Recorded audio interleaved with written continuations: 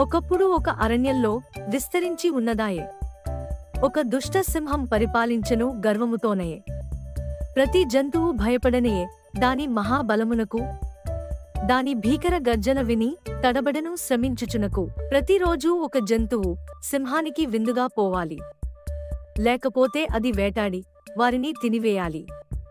ఇదే క్రమం నడుస్తూనే ఉండెను. అందరూ భయంతో మౌనముగా ఉండెను. ఒకనాడు కుందేలు వెళ్లాల్సిన రోజు రాగా, దానిది తెలివైన మనసు అది ఊహించగలదా? నేను ఎందుకు చావాలి? ఏమాత్రం? ఒక తెలివితేటల ఉపాయం చేయాలి. ఇప్పటికం నెమ్మదిగా నడుచుచు ఆలస్యముగా వెళ్ళెను. మధ్యాహ్నం కావచ్చే సూర్యుడు కాంతి వెదజల్లెను. ఎందుకు ఆలస్యం? సింహం గర్జించెను.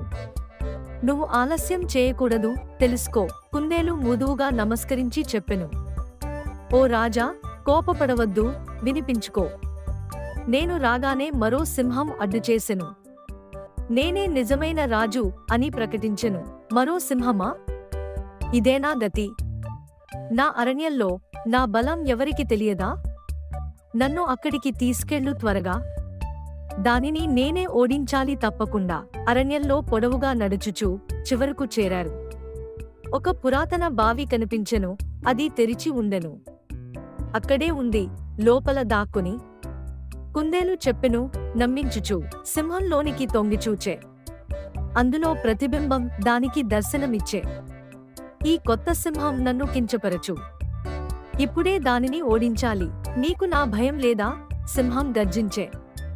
ఈ అరణ్యంలో నీకు స్థానం లేదయా? ప్రతిబింబం కూడా అదే గర్జించే. ఇదేనా నా స్థాయికి సమాధానం? అతి మహా కోపంతో దూకెను బావిలో. లోతైన నీళ్లలో మునిగే, ఇక లేచేలేక. నీరు మోగే, మారుమోగే. ఆ సింహం ఇక ఉండనే ఉండలేదు. సింహం శబ్దం లేకుండా పోయే. అరణ్యం మౌనముగా నిలిచే. కుందేలు చిరునవ్వుతో గర్జించే. ఇక మనకు భయం లేదు. వేగంగా తిరిగి వెళ్ళెను కుందేలు గర్వముతో. సింహం ఇక లేదు అని తెలియజెప్పే. ప్రతి జంతువు వినే ఉత్సాహముతో. వారి బాధ అంతమయ్యే సంతోషముతో. మన రాజు ఇక లేడయ్యా. ఇక మనం స్వేచ్ఛగా ఉండవచ్చయ్యా. అరణ్యం ఇప్పుడు మనది. ఇక భయం ఏమిటి? ముంగిసలు నర్తించెను, జింకలు కూకూర్చే. పక్షులు మధుర గానం చేసెను. ఏనుగులు తమ గానాన్ని వినిపించే. సంతోషముతో అడవి ప్రకాశించే. తెలివి గొప్పదని నేర్పించే. బలం కంటే బుద్ధి మెరుగైనదని చెప్పే. బలమైన వారిని మించిన తెలివి మనకు విజయాన్ని తెచ్చును. అరణ్యంలో శాంతి నిండే. అందరూ స్వేచ్ఛగా సంచరించే. ఇక ఎవరి ప్రాణాలకు ముప్పు లేదు. సింహపు భయం ఇక మరచిపోవచ్చు. తెలివైన కుందేలే మా రక్షకుడు. అతనే మా నిజమైన నాయకుడు. అందరూ కీర్తించే, గౌరవించే. ఆనందముతో కుందేలును ఎత్తుకునే.